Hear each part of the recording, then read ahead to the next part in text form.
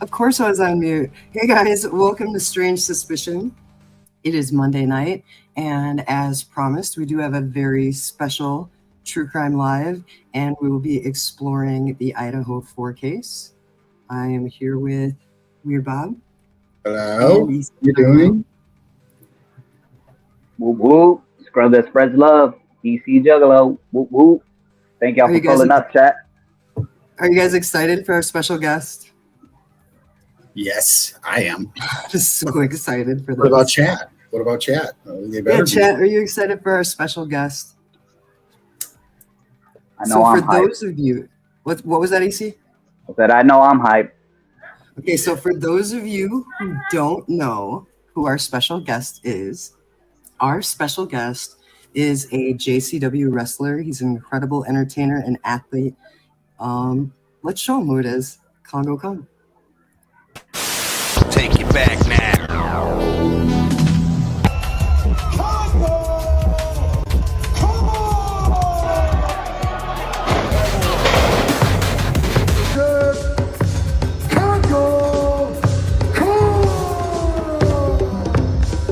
Zach Amigo, would you ever call Jasmine St. Clair mommy? And night Mike 6 weeks till Sunday. Oh, Calico crossbody. Good. God, that's good. And defeating Willie Mack for that world title. He lost the American title. Tony's looking for some fun. Less than 100%, but he's still in the fight. Oh, touch the floor. Wait a minute. Oh, and he does eliminate Kongo Kong. And we are down. Luigi. So welcome to the show, Kongo. Thank you for having me. Glad to be here.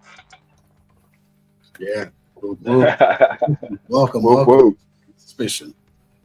So a lot of people may not know that you are interested in true crime, and maybe you're not interested in true crime, but this certain case is something that we have in common that we're both interested in. What got you interested in the Idaho 4 case? So I guess originally my true crime interest started with Kanika Jenkins out of Chicago. Basically, she ended up in the freezer. Can you hear me? Yeah. Yep. Okay. She ended up in the freezer and she was locked in there, and nobody found her until after she had already passed away. And it was so ridiculous, that people were digging all into it all online. And that's where I learned about the online sleuths and the sleuthing community and stuff like that. And so I went from there to I believe Gabby Petito was next. And then after that, I was kind of bored, and I'd heard about the Idaho 4, but I wasn't really sure if it was something I wanted to get into. And then I think I might have watched True Crime with Dago and started listening and learning about it. And then, through that, I've discovered a bunch of awesome creators like yourself and whatnot. And then when I found out that you were a JCW fan, man, that's crazy. How could I not reach out? Hell yeah, Exactly. Well, that's a lot of true crime. I was also interested in all of those cases. Nice. There's a lot going on with true crime, but it is hard to be a true crime creator exclusively because people get really, as you know, very emotional about things. Oh yeah. So what intrigued you about this case in particular? I was just kind of playing along, I guess, until the PCA came out. When I found out they arrested Bryan, I was like, okay, cool, that's awesome. They got a guy. Let's see what they got. And so, the more the PCA was read, the more it started clicking on me. Okay, DNA on a knife sheath, a skin cell, where did that come from? That came from anywhere. That didn't necessarily have to be touched for it to be there. A blurry car on a video camera on a photo that you don't have a license plate for, especially at nighttime. You don't know if it's actually a white car or not. There's a lot of things. There's so many things. And it's just so much. It's like they say. What do they say about Brian? He's the most, either the dumbest or the most unlucky smart person we know. You know what I mean? And it just, none of it adds up. Right. So Bob put together a video for anybody. I know EC, you kind of need to catch up because EC is new to our channel. He's the third member of our channel now. So Bob put together a little intro video. So anyone in chat who is unfamiliar with this case, Bob put together a video. It's a couple minutes. Do you have it ready, Bob? Yeah, there's a lot of stuff that people aren't probably going to know necessarily, but I mean, it talks. It talks. So it's awesome. It's really good, Bob. I can't wait for you to show it.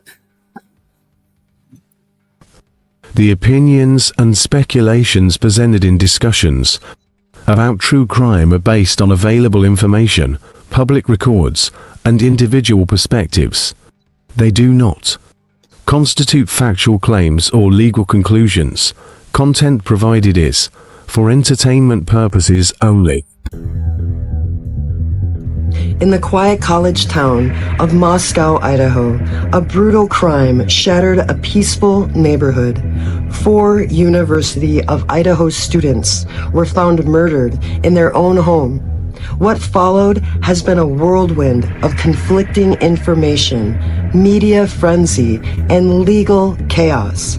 The trial, already marked in controversy, has raised more questions than answers, leaving the public caught between shocking headlines and elusive truths.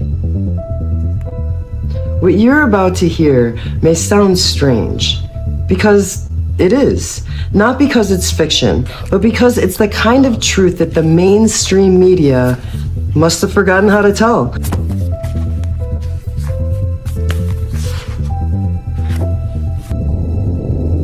Judge Hippler was angry.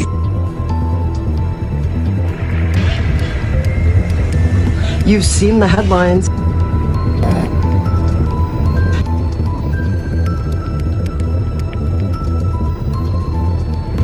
You've watched the clips.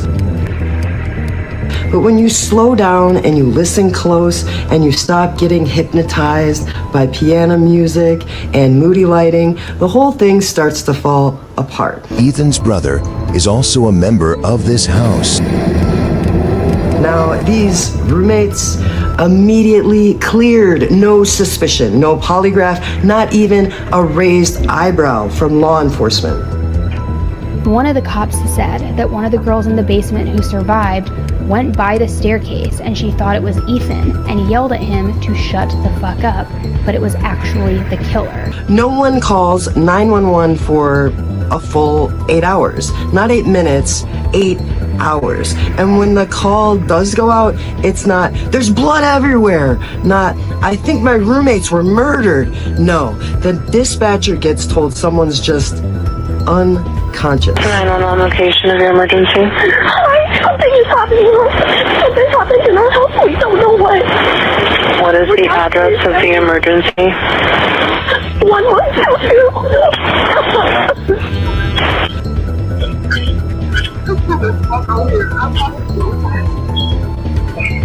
One time in the past, somebody was pretending to break into my house, and Kaylee hid under her bed and called, 911, and was too scared to even talk. And then she called me at work, and I prepared her to jump out that window because I didn't know that it was a practical joke.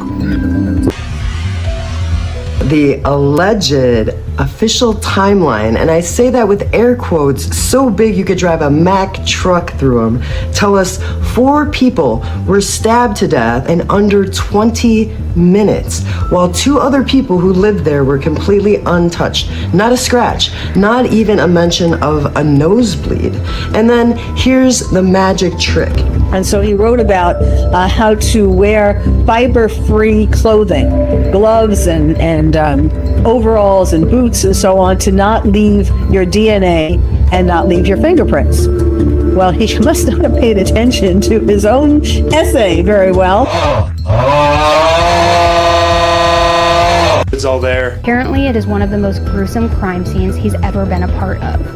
Ethan's legs were sliced all the way down to the hamstrings.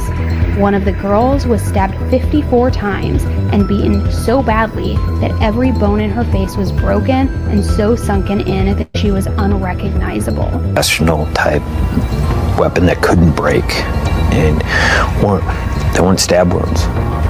They were like large punctures. The killer then left after he saw her, but she didn't know it was him though at the time. Right, because what's more natural after a quadruple homicide than a polite, vague phone call like someone fainted after yoga? Let's unpack their contradictions one by one, with no filter, no filler, and definitely no unconscious person 911 stories.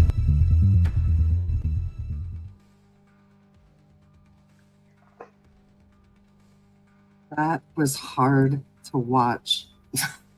Great job, Bob, but I don't know about you guys, but hearing those details of, man, the way that those people died, the way that I don't know, what are your thoughts, Kongo? What do you think about the fact that it's one suspect? And there's no way. There's no way. There's no way. There's no way. Like I don't know. I've been an all-state athlete. I've played college football, wrestled professionally all over the world, and I don't think I can kill 4 people.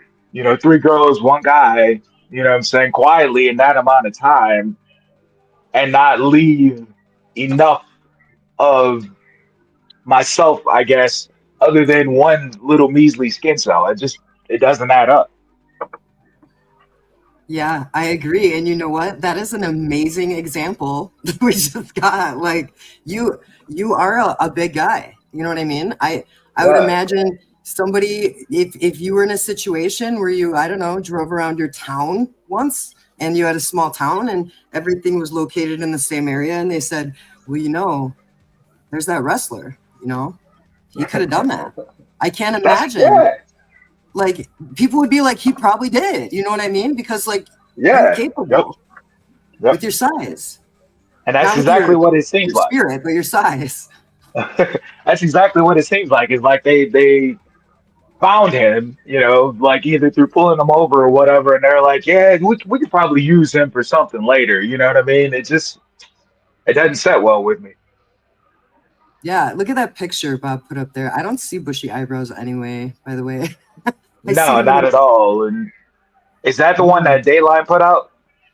Yeah. I think Dayline put out the one that he was in front of a shower, and so they insinuated that it was like him being proud of his kill or something. Yeah. And then they alter that one to make him look like a ghost. Like, why? Yeah. Yeah. He was like, they have a narrative, I guess. Like, I can't imagine the responsibility of these people who, when Bryan is hopefully proven to not be the guy, what are they going to do? What are they going to tell the public? I can't even imagine any excuse for that. Right. There's somebody who did this. I don't think they expected the backlash and the support, the outcry, this many people to pick up on it and pay that much attention to it. And then for some of the people to go into the backgrounds of some of these people, like I make gear. So when I'm not wrestling, I'm either training or making wrestling gear. And that's what I do is I listen to you guys all day. And listening to all the people and all the digging that they've done and gone into all these people's lives, sometimes I'm like cringing because they're mentioning names and stuff like that, and people I know probably have absolutely nothing to do with it.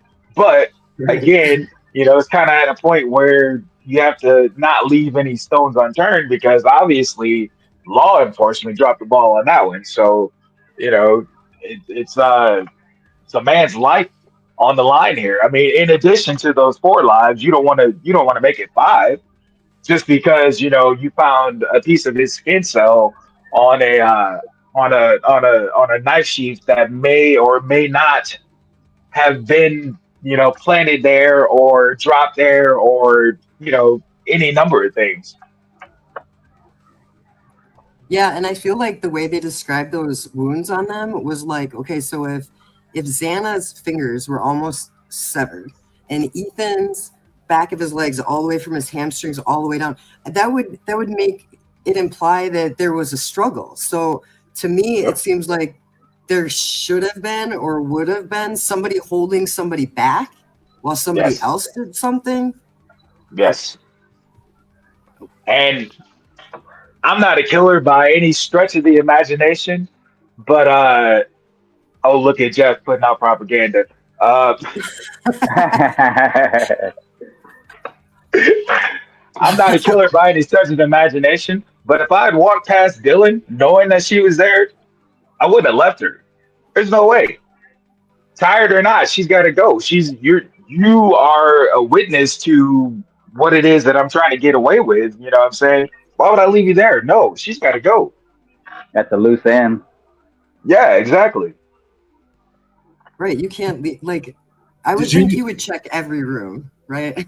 You'd be like, "Who heard that?" Something. Right? Yeah, you should have like a better plan. And then like once the text messages came out and you found out that the PCA is an absolute lie, like, huh? And then you still got people like, Mr. JH down there who, believe what he believes, and that's fine, but how many times can you run into the wall before you decide that you're going to turn right or left because that wall isn't moving? Exactly. It's just so weird. You know what I mean? Like, where's the DNA under their nails? Where's the DNA on the bloody glove or on the stairwell? There was 3 unknown male DNAs, which leads me to believe there were 3 other people involved. If they're alleging it's Bryan, then he had 3 accomplices. He was doing a study. I don't know if you knew this, but he was doing a study where he wanted to explore the criminal behavior and he wanted to know how people felt when they committed a crime. So maybe he was involved in that way. Maybe he was aware of it after the fact. That's the only connection that I could possibly make to Bryan, is that somebody gave him some kind of information and he wanted to take a peek. But I don't feel like him or any one person could have done this. Yeah, no, there's absolutely no way. And there's so many suspicious characters like right there. Like, how do you go when you have so many people? I would even say that Steve G is a little suspicious. You know what I'm saying? Sometimes I'm like, okay, you're a grieving father, and I feel for you, and it sucks that you lost your baby. I get it. And then there's other times I'm like, man, you need to lay off those drugs because I don't think they're working for you. Right? And why is he not under a gag order if he has some kind of like? He's the leaker. Right, exactly. He's the leaker. But who's telling him? Who's telling him? That's the problem. Well, we were looking at some old interviews of him, and he was like, the FBI told me this. I paid for this. I paid for that funeral. It's that interview, if you've seen that one. Yeah, I've seen that one. He says something like, yeah, the FBI told me this, and I don't care. I paid for it. I'm telling this. And it was where he was like, someone needs to step up and tell the truth. They didn't have to go up the stairs or whatever. Right. Yep. That one. Yeah.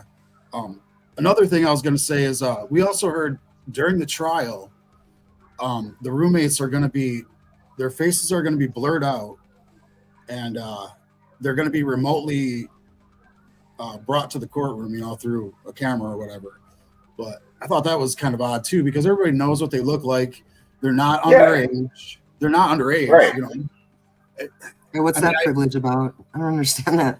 Yeah, I mean, I think maybe they're thinking that maybe somebody's going to come after them or something like that. But I think if they were going to come after him, they had the prime opportunity that night. You know what I'm saying? Or any time after that to get him. That's true. That is 100% true. But the chances are that there's probably something that they don't want to say. That something that happened that they know that they don't want to say because they don't want to rat on one of their friends or their rug dealer or, something like that. Yeah, and there was probably, I think, drugs involved in this household. It's just an assumption. I'm not making any judgments, obviously, but they're college kids. It could be as little as weed, though, because weed is legal in Washington, but not Idaho. So who knows?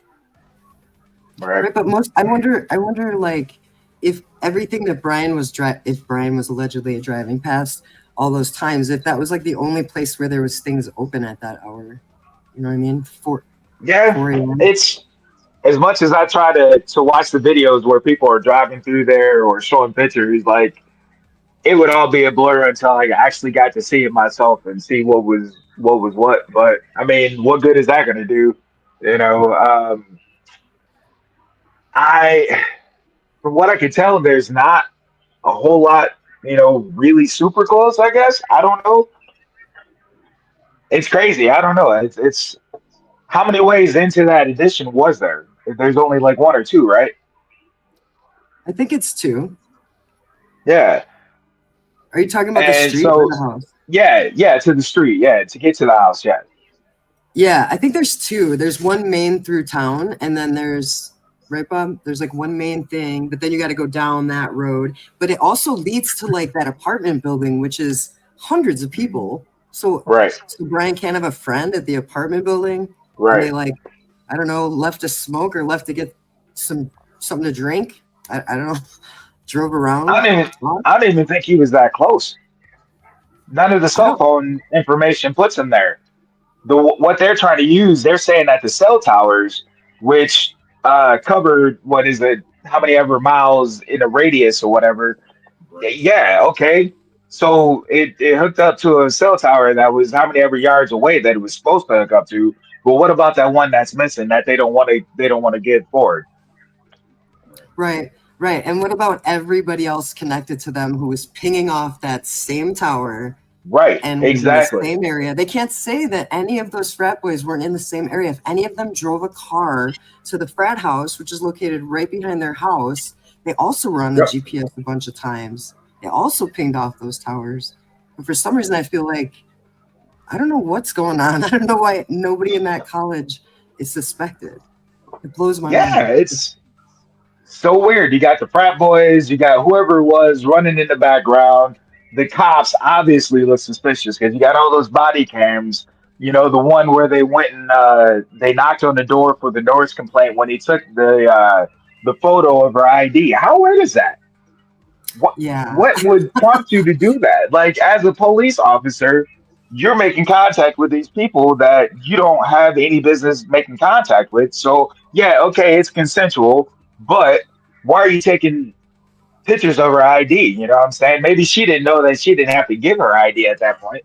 Nobody called on her. There was no official complaint, but man, police are something else. They will bully you and manipulate you and do whatever they can to get past you. I'm not saying all, but there's a lot of them out there, unfortunately, that are like that, and it's bad. I'm here to help you. Yeah, we're here to help you. Right, exactly. Showing them a when picture of your it ID, benefits us, that's when we'll help. Yeah, and the police officers, there was an alleged relationship between Kaylee, one of the victims, and the police officers. Yeah. Which I thought was a little weird. And I don't know if he was the one that took the picture. You know what I mean? And he's like, yeah, whatever it was, for them to punch Kaylee in the face, that's crime of passion. Yeah. You want to beat somebody's face in like that, or stab them 50 times. Excuse me, you're not just killing for sport at that point. Right. And so I don't know if that means they think he used the bottom of the knife. Like, I don't get how I'm trying to make sense of, okay, it's a K-bar, because like what I'm saying is like, okay, so it's a sock. You find somebody's sock. Does that mean that's your, I don't know how to say what I'm trying to say. Like, you find something in a room and you assume because it's associated with a weapon that must be the murder weapon. You know what I mean? Right. Well, like according to Kathy Mabbutt, the coroner or whatever she is, She says some were gouges, some were tears, like slashes. She said the wounds didn't all match. That means there's probably more than one weapon. If that's the case, because how many different possibilities can you get with that one knife? And why did none of that one knife get left behind if that's the case? That's a lot of stabs. You know what I'm saying? And everybody keeps saying that these knives aren't even the best knives in the world. They wear out after a minute. So at some point, you think you'd find a piece of the weapon, or man, there's so much to this case that's just jacked up. And it's like it's like they're fucking with us. Yeah. Honestly. Because soon as they get the change of venue and the judge comes in and he says, I would like to say that I'm happy to be here, but why start with an untruth? I'm like, wait a minute, is he in on it too? Like, what is going on? And then like everything the defense would bring, he would slap down. And for what? What do you like? You haven't even given it like proper consideration. Like what? Like a lot of this stuff isn't even lawful, And then on the other hand, I guess on the other side of that, I guess I feel as though like he's probably trying to set Ann Taylor up to be successful. Like he's harder on her because he believes in her a little bit more type thing. Like he's a pusher or a teacher trying to push her, what I'm saying, to reach a certain goal. That way, whatever she discovers or uncovers or whatever, it's out and it's good. It's ready to go, ready to be prosecuted or whatever. Yeah, I feel like the connections that I make with certain people, I try not to like be one of those true crime people that is like, this person knew Kaylee, so it's possibly this person. But I feel like because the dog was in the other room. It had to be somebody they knew. Yeah, that dog knew somebody. Like, even if it wasn't Kaylee, even if Xana and Ethan got it first, the dog would be like, ooh, what just happened? You know what I mean? Right. Like, and then another person and three more people. You know what I mean? Like, that's crazy.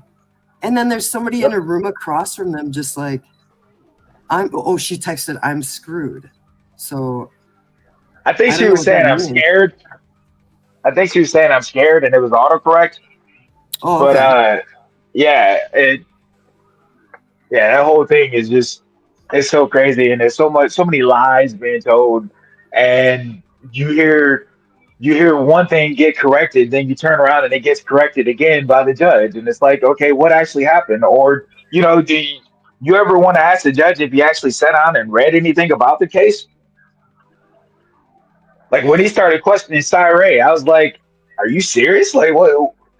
Would you even take a look at it first? Like, are we gonna have due process here, or are we gonna make this like a sham? Right. I don't know how many appeals that Bryan's defense has made that they just keep rejecting. Yeah. Right. Like the whole time. Like it's like rejected, he appeals it, rejected, he appeals it, like give him a chance. Like I think he's at a PhD level, right? So he's probably in there assisting his team and being like, look, this is this, and that's why I was there. So it's got to be whoever he thinks it is. He has an idea, so I would think they would want to use his knowledge, but maybe they're just thinking it's some kind of excuse. And I don't know if they think he's smart or if they think he's dumb. It's like, one day they say he's a really dumb, smart guy, and the next day they're like, how could you be at that level and not have any idea? But why would he bring his phone, right?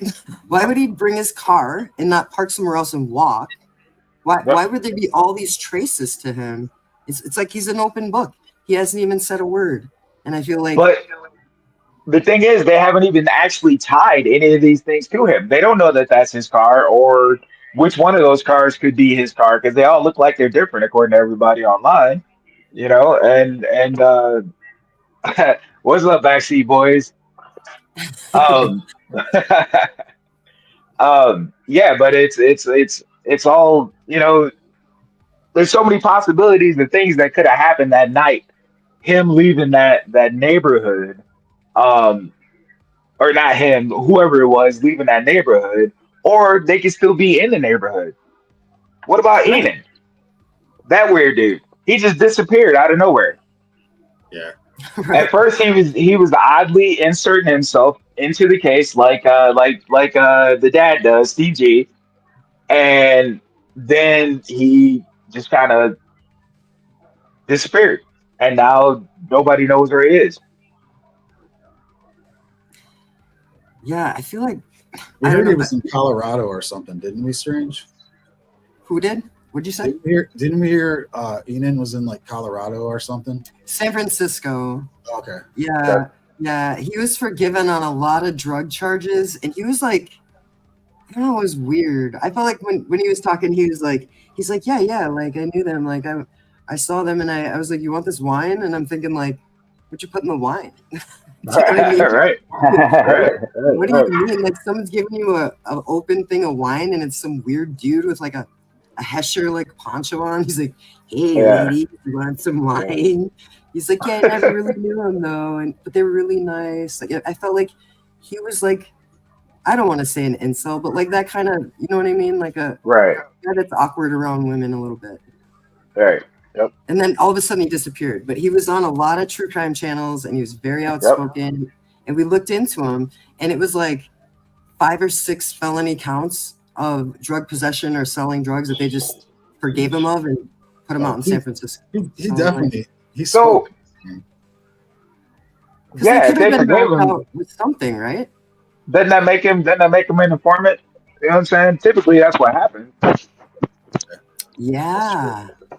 Good point. Yeah. Just put him out somewhere else where nobody can get to him. Just like there's so many shady characters. Like, I don't even look at the grub truck so much. When some of the creators started talking about some of the white supremacists, it sort of ring a bell because a buddy of mine that I know through wrestling had gone out there, and he had just put on his Facebook that Idaho was a bad place. It was not a place for anybody if you're not white. Yeah, I think it is very scary because you can do a lot of things in the middle of nowhere. Do you know what I mean? Yep. And even in that same town in Moscow, Idaho, there's what is it? The Church of Christ, Bob? Yeah, Church of Christ. Yep, I think so. Yeah, I forgot the guy's name that runs it, but the same weekend, just like the same as it was Pledge Weekend, it was also this weekend at the Church of Christ. They were calling it No Something November. What was it? No, it was like no, like basically it was like, what was it? It wasn't no. No, it was like it was something like a play on some like Led Zeppelin song was the term that he was using, but basically it was like in November, get rid of everything bad, everyone bad, and no consequence. Like he was like there was something about fire videos.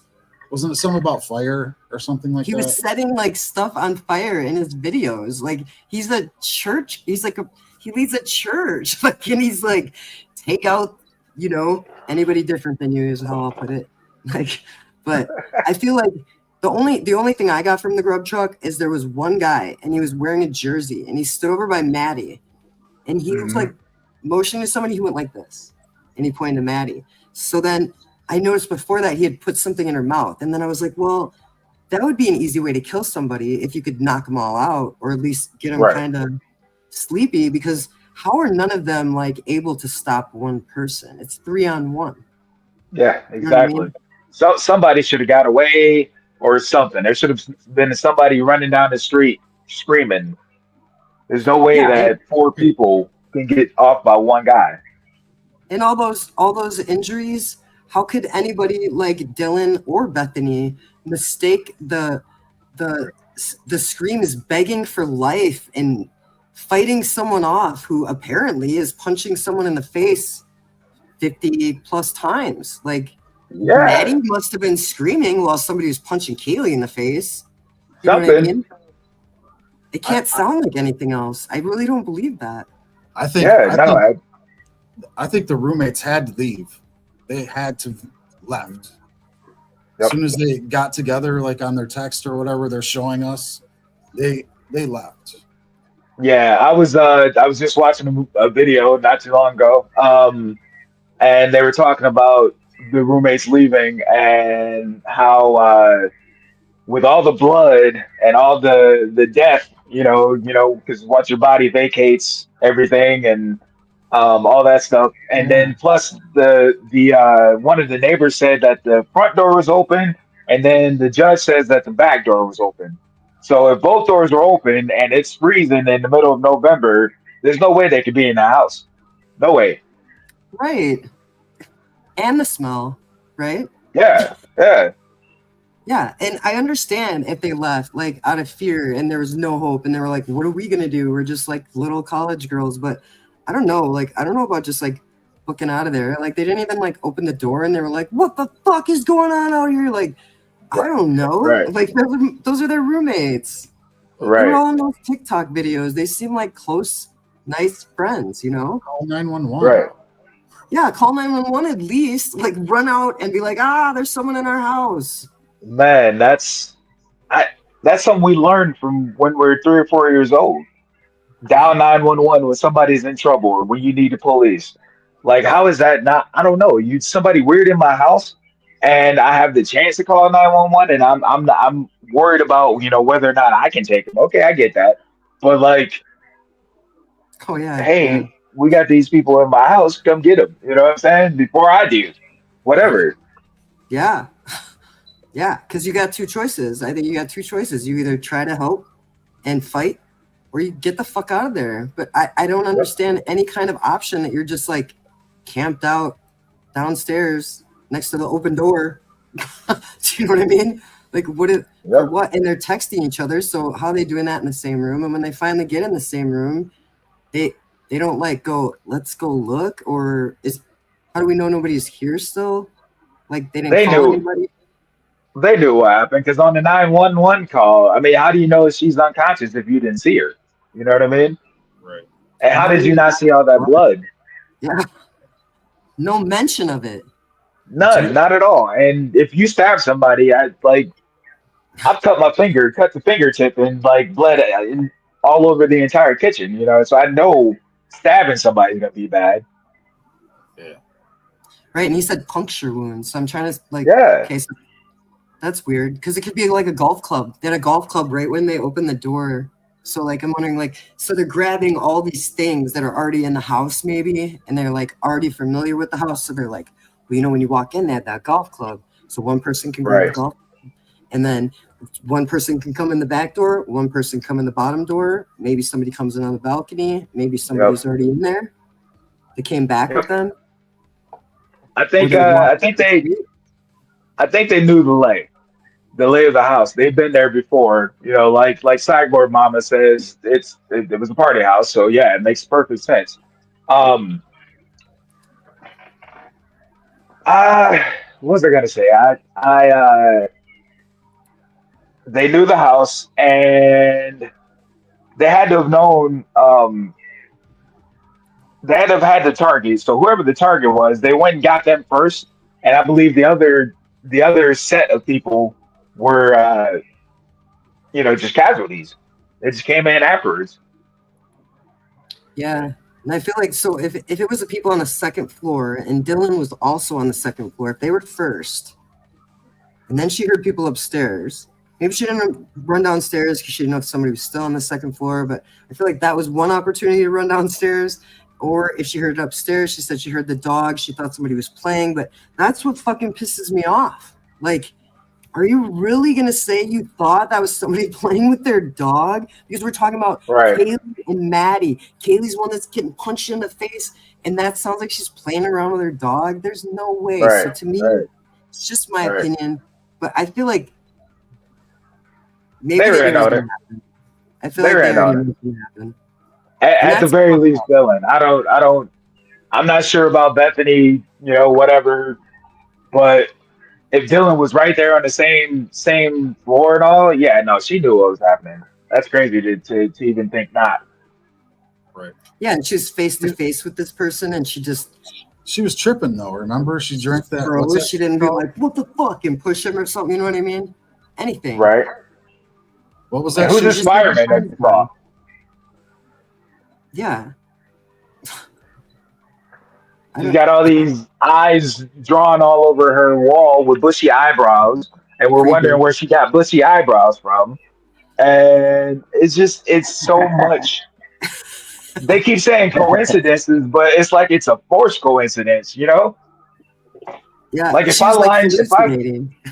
if I stack up the deck against you, you know what I'm saying, and tell you that, okay, well, you happen to be this place and this place at this time, and we have the information to prove it, which isn't really the information to prove it. It's everything around it that proves where you are. You know what I'm saying? That Right. they can sort of tie into something. They just can't. They don't have any concrete proof. Everybody's like, oh, DNA. Oh, Touch DNA though. Exactly. Touch DNA. Like, look at, I just touched this JCW, this dope ass JCW merch, by the way. I just touched this, right? And then somebody's Right. gonna come up and give me a hug, and their DNA's on me now. I hope they don't. Yeah. I hope nothing happens to them, because now my Yeah, DNA's or- also on them. whoever you bought that from. Mm-hmm. Exactly. Their DNA is now on you. Yeah. Yeah. Yep. So now if something happens and like God forbid something happens to you, and then they find Caleb's DNA on there, they're gonna be Right. like, oh yeah, it was him. That's He's a crazy. wrestler, right? He could have did it. He's big and strong. Yep. Come on, man. Nobody frame me from giving all those hugs at the gathering. Yeah, nobody's gonna frame you. Yeah, but that is interesting though that they keep bringing up, like, okay, so either he's on the PhD level and he's like, is that your birdie? See, that's so funny. Yeah. Sorry about that. He hears us laugh, so then he starts laughing. That's funny. That's so cool. I feel like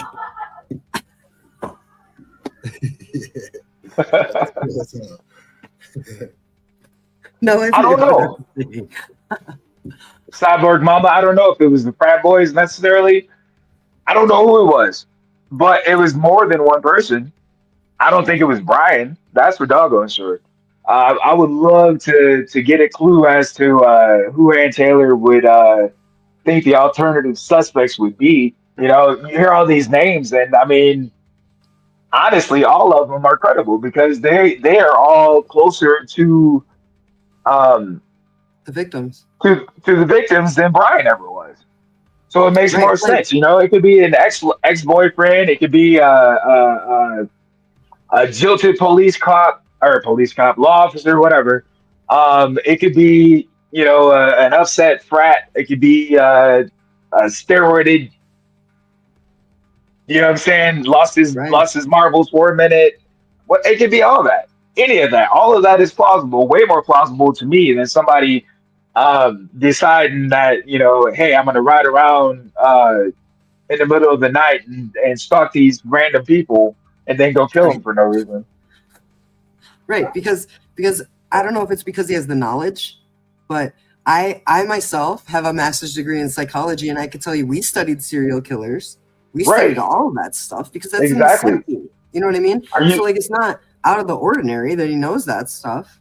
That's you wear clown makeup and you study serial killers, so you're fucked. I'm fucked, yeah. And I got Caleb Conley's DNA all over me, so I got an alibi. That's probably Caleb. I don't even wrestle. Exactly. The ridiculousness of it all. Right, so I'm feeling like, okay, so they want you to have that image of him, but then they're like, okay, so he's on the spectrum. Don't put any close-ups of him. Don't make any mention of his behaviors or whatever. Guy's a weirdo. So I'm like, okay, that's why people said that. People were like, what about that one weird guy who kept talking to everybody about the case? Because maybe his social skills are off. Maybe he kind of, like me, talks a lot. And they're like, why is he, you know, they don't know him really well. That his dad said to one of his neighbors that he had trouble talking to people and making friends. So maybe that was his icebreaker. And he thought it was interesting because it was right by him. I would be interested. I would be like, oh my God, who the hell did this? We still don't know, I think.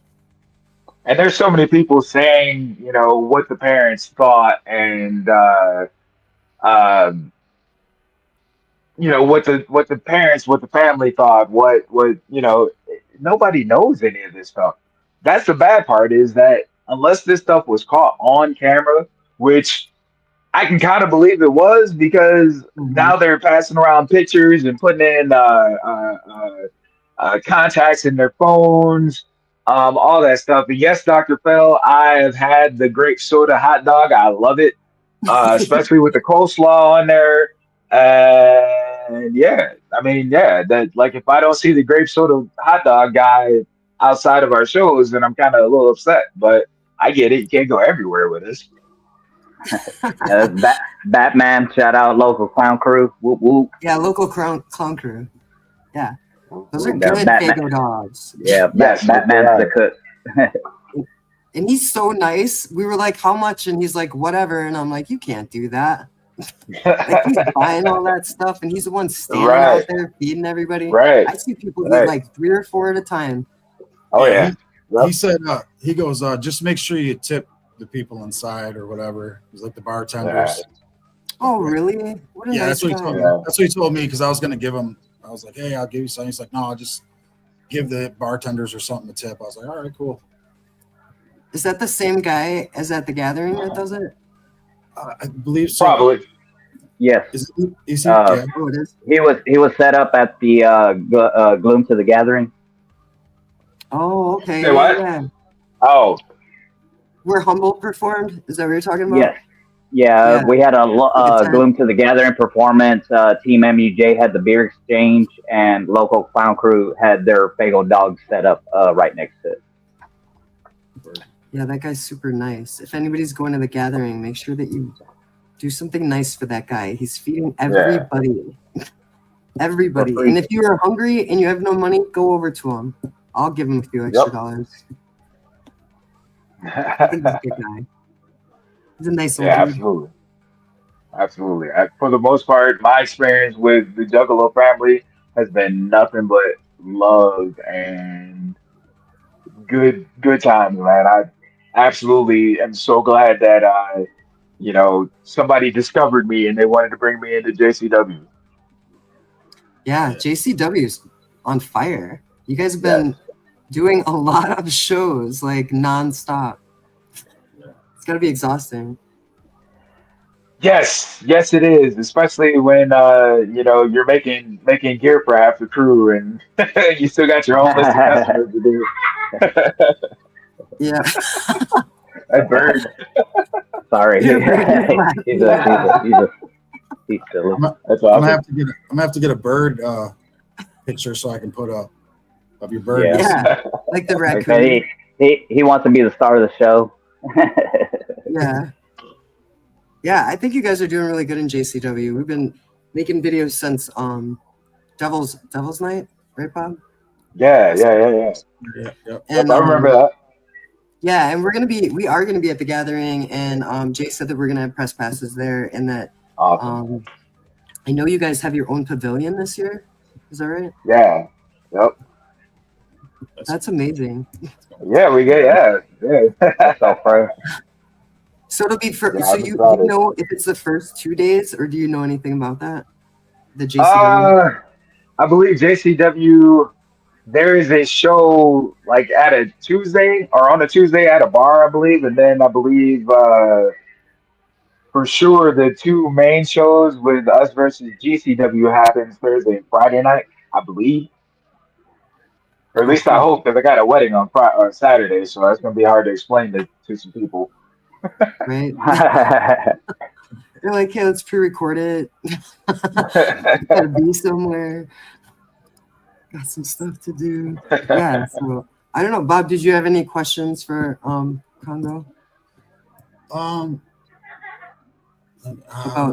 anything, the case or JCW? I guess Or the anything. case. I kind of already asked what I wanted to. Okay. I guess I can just be a mark for a second. Yeah, dude. You rule, man. You're like one of my favorite wrestlers besides Tony. You guys, I appreciate that, man. I love watching you guys. I haven't got to like personally like see you, like meet you and like give you dabs and shit. But right. Yeah, yeah, man. Well, we're gonna make that happen. Yeah. We're gonna make that happen. Appreciate That's awesome, that. man. Yeah, no, like I said, I'm a fan of true crime, and then I noticed you had the clown makeup on at first, when you first came on or whatever, and I was like, okay, she's interesting. Let me check her out. Then I saw you go on a couple of lives, and then you were able you had gotten enough followers where you started doing lives and stuff, and then I think I showed up to it might have been the JCW show in Wyandotte, and I think you guys were there. Yeah, Thanksgiving. Yeah. yeah, and I thought I heard mention of you, but I think a couple of days later I saw like a video clip on your channel, and I was like, "Holy shit, she was there! That's crazy." Yeah. That is crazy. And just so Right. you know, like I've wanted to say hi to you so many times, but I will mark out too. Like, oh my God. Every time that we've seen you in person, like my face is like, because I'm like, oh my God, he's about to kick someone's fucking ass. And you're like, you look so powerful. And I'm like, oh my God. And I was telling Tommy and JP, and they're like, nah, you should talk to him. I'm like, no way. You should. Wait. You should. Definitely should. Most people they see the gimmick and they're instantly like, okay, yeah, no, he doesn't seem like a nice guy. And I would like to think that it's the complete opposite. Or at least I try to make it the complete opposite. Otherwise, it makes for a lonely ass life if you go around and you got a frown on your face and nobody can connect to you at all ever. Yeah, you're like the monster in the room, and everybody's like shying away. You're like, no, I'm not a monster. Right. I'm nice, I promise. It's just my gimmick. It's just my gimmick. It's a strong gimmick, though. It's super But strong. I do talk. Yeah, EC, did you have any questions for him? I don't have any questions, but of course, just first and foremost, I really do appreciate you pulling up. I'm brand new to the channel. I've just became a member recently. I'm part of the trio now. And, of course, when Strange told me about you pulling up, and I was like, oh, wow, already, getting to meet the stars. And I appreciate everything that you do. Thank you for sacrificing your body every time that you step foot into that ring. And, you always put on a great performance. Like I said, I got to check out the last one. I think it was on Friday or Thursday. But I seen you wrestling, and it was so dope knowing that you were fixing to pull up. And, just like I said, I really do appreciate everything that you do for all the Juggalos. Oh, man. Yeah, I appreciate you guys. Like, again, thank you for having me. It's been real. I know you probably make a section, but I'll just go ahead and do it anyway. If anybody needs to get a hold of me, you can reach me under Steve Wilson on Facebook or Kongo Kong / the Juggernaut Osiris. You can catch me at Congo Cyrus 78 on Instagram, or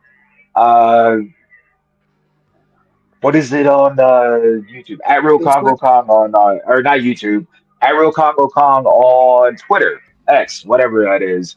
But yeah, if you want to get a hold of me and maybe reach out if you're a wrestler, you need gear, you're interested in training.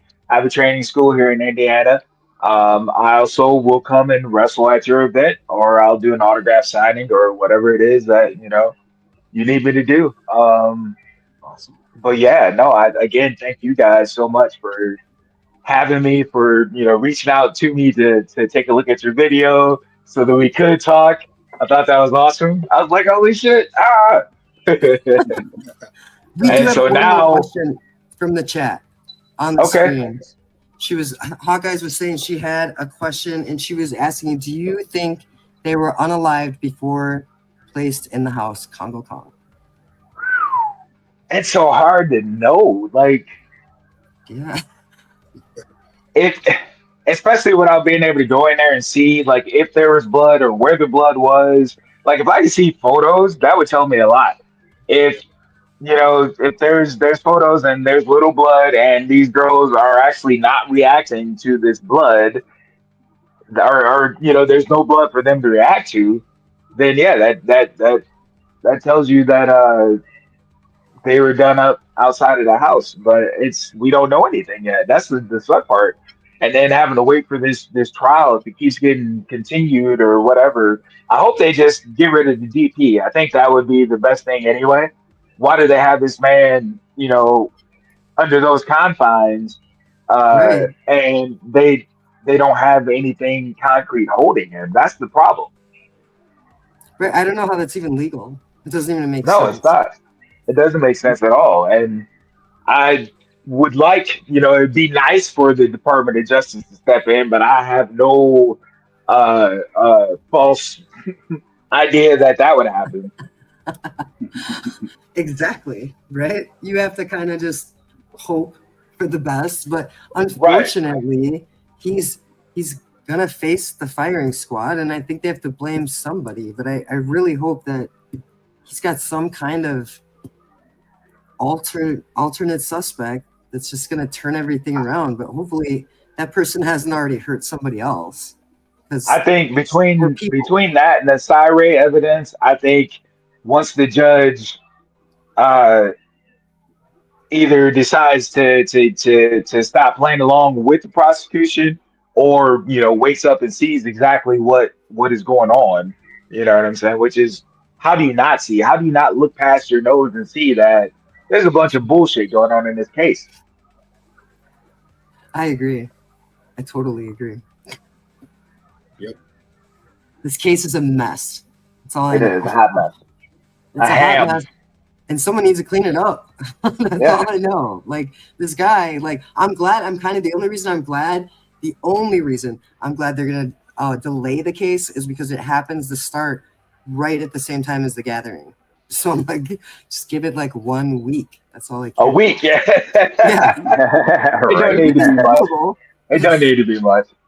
The sad part is, so when you watch things like the Dateline episode, anybody with any kind of common sense, I guess, or an open mind of some sort, would be able to look at that and see how not objective it is. You know what I'm saying? It is obviously anti-Kohberger, as is every piece that they put out. Why wouldn't you just say, well, this happened and allegedly blah blah blah? No, they're at the point where they're saying, oh yeah, Kohberger did it with this, and he was driving this car, and no, you don't know. Yeah, who told them that? I hope he gets off, and I hope he sues everybody. Yeah, at least, for defamation of character, for he supposedly has that going on. He has that going on, apparently. Yeah. He filed. Yeah, he's suing for defamation of character, right? Yeah. I don't know. It's I don't know how you turn your life back around when somebody thinks you're a quadruple murderer, but it's got to be possible. If it's possible for him to be the only suspect, then anything's got to be possible, right? Look at him. I mean, they're like, why do we know that he used to weigh more than he weighs now? Who cares? He lost some weight. Why do we know he wrote a rap song? Why do we know all these trivial things about him? That has nothing to do with any of this. Why is there some kind of image already connected with this man's name? It's the idea that it's like a couple years ago when you had all the police shootings, they would shoot random guy. First thing the media would do was pull up his background. Oh yeah, he's a bad dude. He's a criminal. He did this. He did that, and it has nothing to do with what that present situation was. You know what I'm saying? But somehow that character and assassination was necessary for them to progress their whatever side of the story that they're trying to tell, and that's what it looks like here. Yeah, and I don't understand why that's legal. The published book, even you were saying, it details everything. What are you talking about? That's a fictional book, and you can't manipulate. How do they know who bought that book? They don't know. Right. How do they know somebody on the jury is not going to be like, nah, I didn't see Dateline. I didn't read anything. I don't know. I'm a farmer. You know what I mean? You live in Idaho. You know that happened. There's no way. Right. Everybody's You ain't telling doing their nothing college else. kids, walk home in a group. If you're going to go away to school and you're going to go to the University of Moscow, you need to be safe. Like, there's no way they're not saying that. Just no way. Right. And There's just in so case many anybody things. out there is wondering, I'm completely open to them proving that he did it, but you got to prove it. You got to show me something. Right now, I'm not saying anything. Everything is circumstantial and explainable. You can explain it with a simple, oh, well, that could have been this or that could have been that. Then yeah, that's not a good excuse, a good reason. Nothing good is gonna come of that. Yeah, Right, like that saying list should it's be a way human being's longer. life, on the Yeah, line. So you can't just all the hearsay. It needs to be proven facts. That way, right. he's either guilty or he's not. Yep. Right, and justice is supposed to be done the opposite way. It's supposed to be just like how he's being silent. I don't know how he can do that, but just like he's being silent, it's because it's not his job, you guys. This is how it Right. works. It's not his job to prove his innocence. It's the Right. state's job to prove his guilt. So he doesn't have to say Yeah. shit about shit. So I just want to say, in my opinion, if anybody thinks well, he's not saying anything, I wouldn't say anything either, because anything you say or do will be used against you in a court of law. If he said, yeah, they were attractive, oh, well, he must have been stalking them and they must have turned him down, one of them, and Yep. we killed all of them. Yep. I It's bet he ridiculous. never met him or never seen him, and he said all said and done all kinds of things. Probably gooned to him too. You know what I'm saying? Apparently, he's got all kinds of whatever pictures in his phone. I don't know of any guys that you don't go in their phone and you find a little questionable something. You know what I mean? or pictures of somebody that you may go to school around them. Like if I were to look up you on Facebook and I would see we have all these mutual friends, I might be like, well, who's that? Oh yeah, that's that one wrestler. You know what I mean? And they're like, oh, that's how I know that person. Or maybe Brian's like looking through their social media, allegedly, like they said, and he's like, oh, is that one girl I go to school with? Oh no, that's not. She's in the University of Idaho. That's not that girl. Right. You know what I mean? She's just tagged in a picture. Wrong girl. But now they can't even prove any of that. They can't prove any of that. They don't know that he stalked them. They don't know that he's ever been close to their house per se, or on their same street. Anything like that. Like they don't know any, or they can't prove. They can't. They say that happened. They say that happened based on some cell phone evidence that says that he went wherever. Okay, so he goes grocery shopping. Like, why does that equate to murder? Yeah, right. So he went grocery shopping, and so he went to the gas station, and so he went. You know what I mean? Like, so what? Right. That's where he lives. Like, where is he supposed to go? And if he was looking, he said he was looking at the stars. What's weird about him saying that he's in the middle of this national park to look at stars, and he's got no cell phone signal? Like, I've been at JCW and lost my cell phone signal. I've been in the middle of nowhere, lost. Like, you can lose your cell phone signal for a number of reasons. Maybe his phone was almost dead, so he turned it off until he was close to home. Shit for signal at the gathering. Oh yeah. Yeah, and we're all going off that same tower. You know what I mean? At the gathering, there's thousands of us. We can't all be guilty. I don't think. I just think this case, like, it just amazes me that so many people aren't aware of this case, because to me, it's like the craziest trial that I've seen in a long time. Like just some guy just gonna get executed, like, by our firing squad. Just like I talked to my own mom about it like a week ago when I was talking to her on the phone, and she was like, oh no, because they found his DNA and I'm like, Mom, do not watch Dateline. Do not watch. Like, it's like whatever their sponsors want you to say. Like, I don't know. Like, it's the opposite. You got to tell the mom that stuff will rot your brain. Yeah, she's just too nice. She believes everything, and I'm like, no way. Like, I don't like believing the news. I like believing the raw truth. And I've learned that paid a lot of money to say. Yeah, I've learned that you have to find a good mix of sources. So between, I'll listen to them for a minute about this case, and then when I start hearing stuff that I can't tolerate, I can't palate, and I'm like, okay, yeah, that's not right. I'm gonna go somewhere else, and then I'll, hit somebody else up, and I'll try to get like uh, a vast, you know what I mean, knowledge of what's going on, so that Right, from all angles. yeah, so I can make the best educated guess, because that's, like I said, like that's all we got. We're hypothesizing.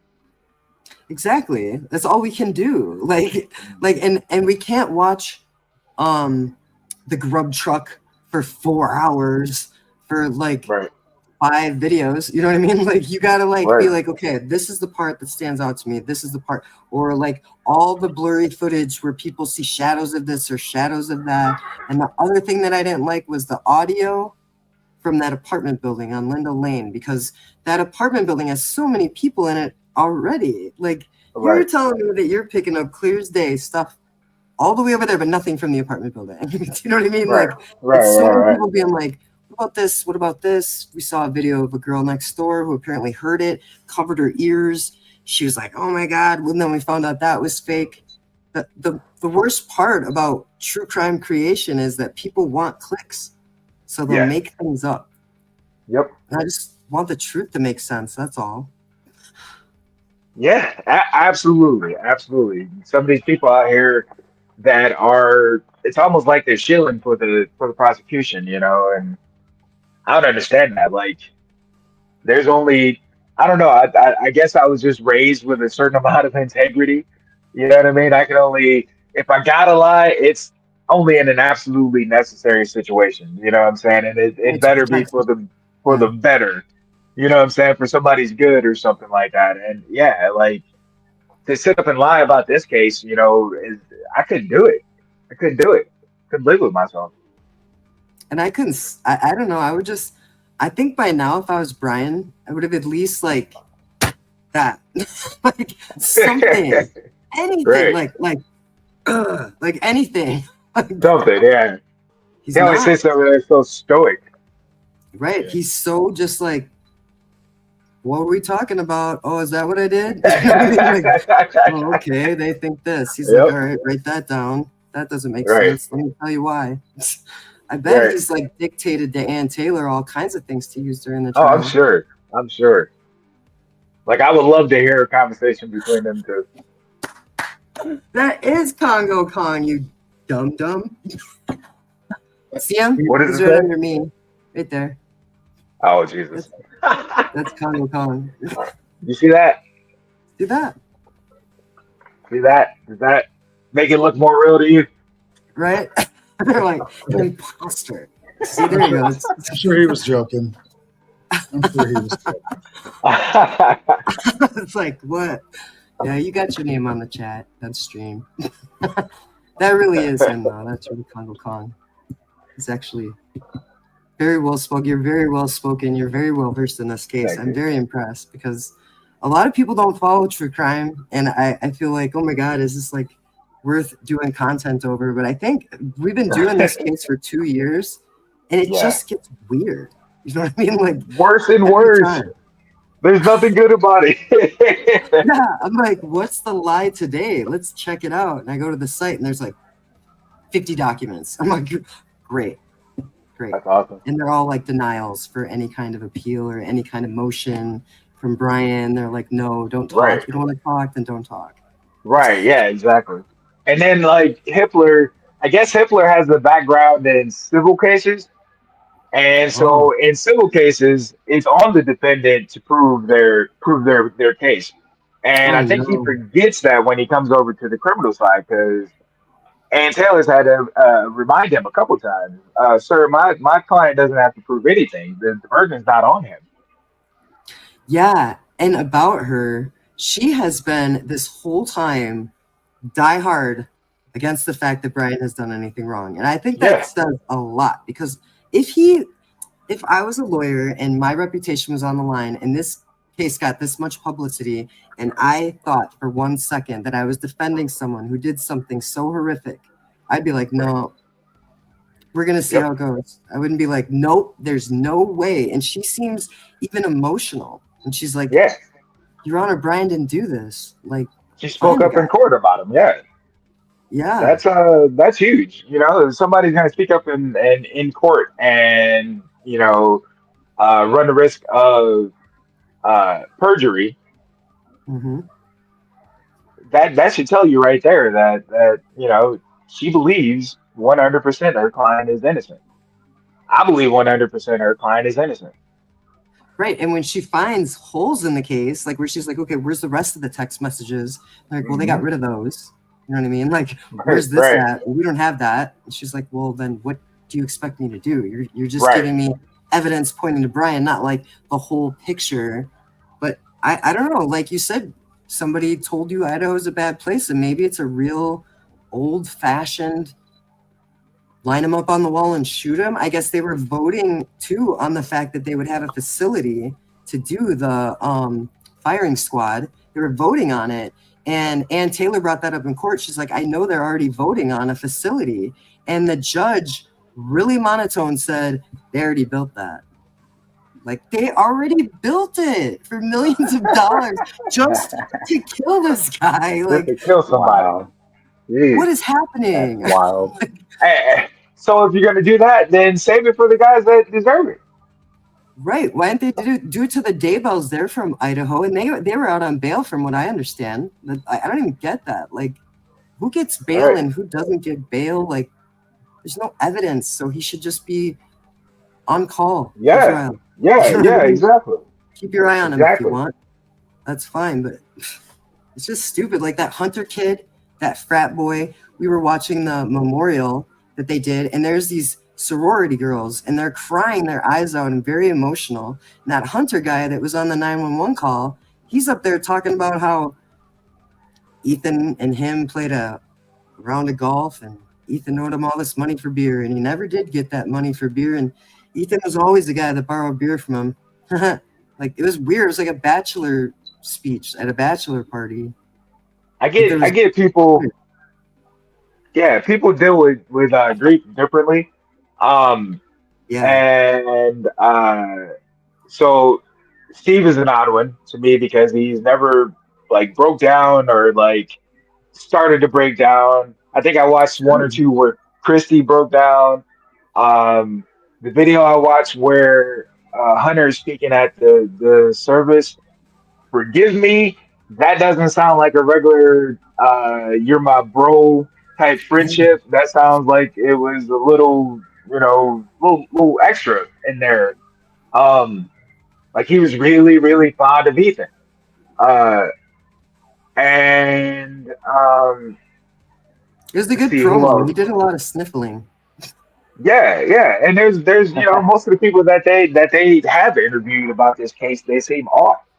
Like the emotions just don't seem right. The parents, like that's what another thing that I saw somebody say is that all of the parents have weird affects when they do their interviews and stuff. You know, and it's just like okay, do you know something that we don't? Like, how are you behaving the way that you are when we're like, okay, there's no way this person is being this strong right now. Yeah, and he's made weird statements. Like, he's like, come on, guys, someone's got to step up and be the alpha. Don't make me do it. What does that mean? I mean? Like, sit down somewhere. Let them do what they're doing. Right, yeah, exactly. What are you waiting either for? Shit or get out the pot. That's what they used to tell me. Are you an alpha? Right. Like, this is your daughter. Like, if it was my daughter, I'd freak the fuck out. Right. I'd be like, this motherfucker did it. Let me tell you why the fuck this guy did it. Like, if I'm allowed to talk. Because I feel like the other parents who've had alleged drug charges, they're not really acting like Steve. Like, Maddie's dad was crying. He was talking about Maddie Mayday that they created for her birthday or whatever. And Ethan's parents are real, his mom's real outspoken and strange ways with money, like making money off stuff, and scholarships for both their kids who I don't know if they knew what happened before I would assume before the police, because the parents said 2:00 was a dark time for them, and cops are saying 4:00. So I don't know if like maybe something happened and then the other two came home and something happened. I don't know, but 2:00 is way different than 4:00. And if it's 2:00, that has nothing to do with Bryan.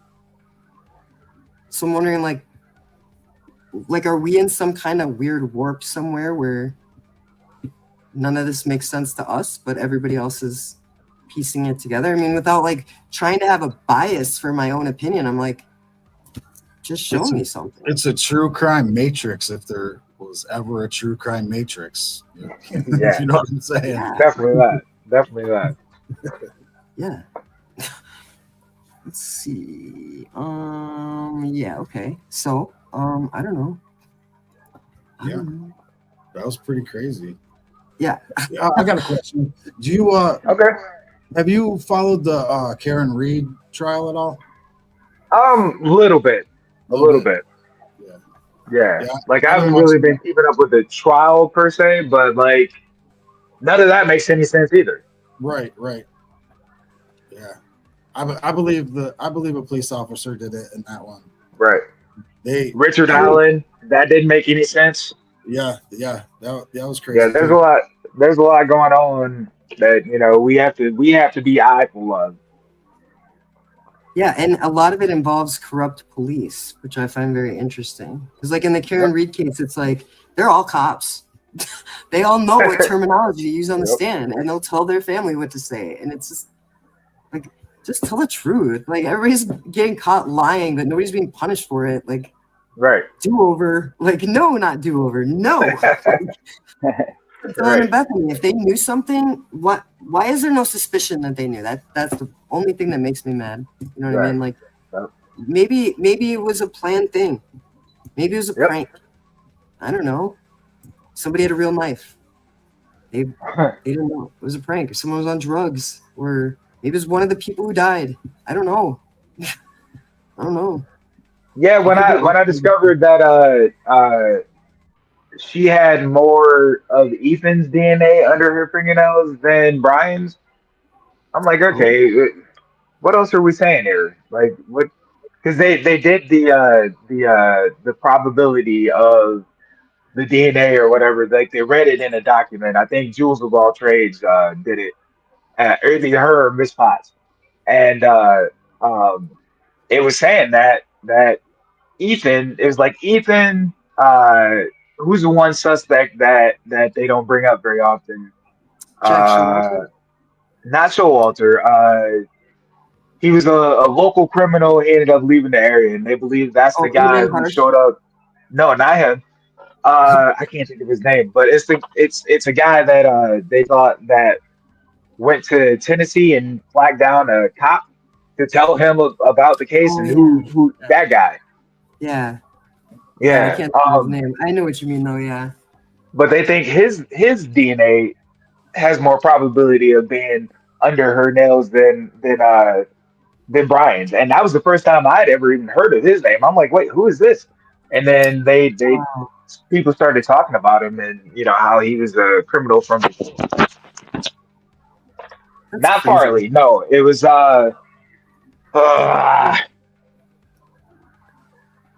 connected to Farley, I'm pretty sure, but not Farley. It wasn't Farley. There's like, I think there's like endless connections, which I want to know how they singled anybody to not, like, why do they nod it to everybody? Why were they like, nod it?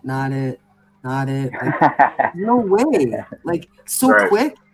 And then why on earth, if you knew this was Bryan Kohberger, did you go all the way across the country? You let him go. You let this quadruple murderer travel all the way across the country? Yes. What? Yes. What? What? How dumb are you? Right, yeah. Like just endanger everyone just so he doesn't know we're on his trail. Like that is crazy.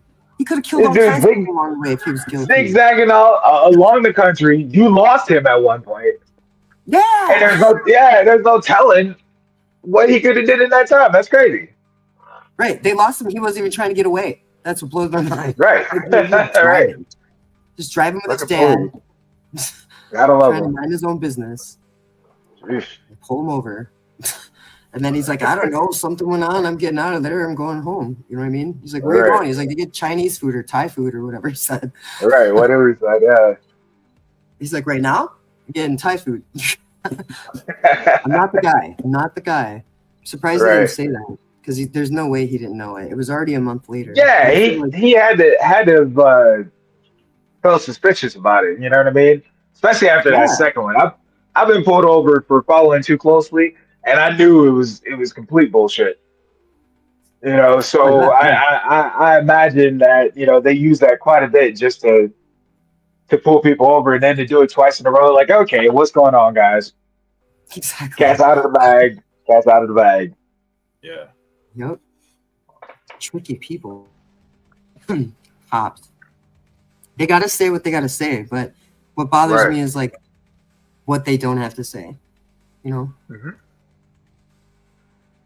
Dimitri. No. I knew you were doing that, Bob. I knew you were laughing at me. Sorry. No, it's not. It's not Demetrius. He was just brought up recently. Again, Cole Behringer. That was the name. Oh yeah. Yeah. Behringer. But yeah, the probability of his DNA being under her nails was more than Bryan's. But yet they said Bryan's was inconclusive. Right. Inconclusive. That means, you couldn't connect it. So exactly. And 1 out of 4 DNA is tested, which blows my mind. Like, if I was a detective, right, and I was looking at a murder scene, quadruple murder, and I opened up the sliding door, and there was a glove outside and had blood on it, I'd be like, oh, probably the murderer, right, guys? Yeah. Congo dipped. Oh, there he is. He's back. See? My bad. I'm gonna stop touching shit. That's my fault. I'm not tech savvy. If I was investigating and I saw a bloody glove, I would test it. That's all I was saying. Yeah. What? That to me, like, that entire block should have been like shut down and combed over. Yep. Like, how do you not go look outside for clues and look in those backwoods? And what's up with that jacket that they picked up, pulled the thing out of, and then put it back down? You're like, no. Yeah. Don't worry about that jacket. Don't worry about it. It's just right. People sitting around when the police, the 911 call. Yeah. Let's see. 911 operator. How weird she was. The opening. Yes, I'd like to report somebody passed out, or whatever she said. Yep. Sounds like bullshit. Then them passing the phone back and forth. Nobody knows what happened. Now they're saying Jack got, and then there's all these different versions released. So I don't know if like somebody cut out all the dead space or whatever it was, but then there's these people coming out and they're listening to stuff in the background, and you're hearing all these extra conversations. You're hearing voices like Steve G's and all these things, and it's you're like, it's crazy. Right. There's so much smoke and mirrors going on. Yeah, but I think that's on purpose. Like, I can tell you, like, when we first started this case, there were people that like would contact us and they were like, you got to say this, and I'm like, I don't know who you are, but like, I'm not gonna form a story. Like, I'm just gonna make really. yeah. I'm like, what is wrong with you? Sketchy times, yeah. My next question would have been, how much does it pay? Yeah, right. Like, I'm like, what are you talking about? Like, you don't know anything. And I would tell these people, I'm like, everything we know may not even be true. Like, there's an integrity issue with a case that you can't release everything, because then the jury that would be pooled would already know everything. But the problem here is everybody probably thinks they already know everything, because you can turn on any channel on YouTube or on TV now. Like, my mom's in her 70s and she thinks she knows about this case. She really watches Fox News, guys. I don't know what to tell you. Like, she really into the news, and they're saying what they're paid to say. I know I'm not wrong. Mima likes her true crime programs.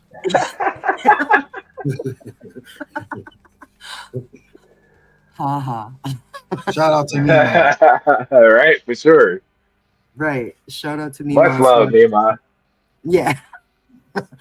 Yeah. So I don't know. This whole thing is crazy. And I really appreciate you coming on the show and spending time with us. And you are welcome back anytime to talk about any subject. It's an absolute pleasure. Bob and EC, you can say anything you want to say. I agree 100%. Thank you for coming on. Thank you for being you. Thank you for keeping it real. Had a great time. It was a pleasure meeting you. Hopefully we'll talk again. I know we will. So in the gathering, I know we will. Yeah. EC. You're on mute, EC. You're muted, EC. Big mute. Big mute. EC, can you hear me? EC. No. Can you hear us? EC. You're muted. There you go. Oh, he's muting. I'm muting. My headphones died. Oh. I can barely hear you. Sorry. Okay. I was wondering if you had anything to say to Kongo before we were done. Uh-oh, it's dead. I don't. Like I said before, I really do appreciate you pulling up to the stream. Thank you for your time. And like always, thank you for sacrificing your body. I can't wait to see you out there at the gathering, and hope I give you a big old EC hug. Hell yeah. Man, I really appreciate you guys. Again, it's nice to come on a podcast and not talk about wrestling, so much. This is probably my first time I think I joined it. And yeah, it's been invigorating, and it's something else that I'm passionate about, and hey, who knows what might happen. Yeah, and there is a lot more coming up with the Bryan Kohberger case. So you're welcome back anytime that you're not kicking people's ass. All right. That's awesome. Okay, so everybody, thank you for coming today, and thank you for making Kongo Kong feel welcome. It's been an absolute pleasure, and we will see everybody. It's Monday. We'll see everybody Wednesday for Jug of the Week. Take care. See ya. And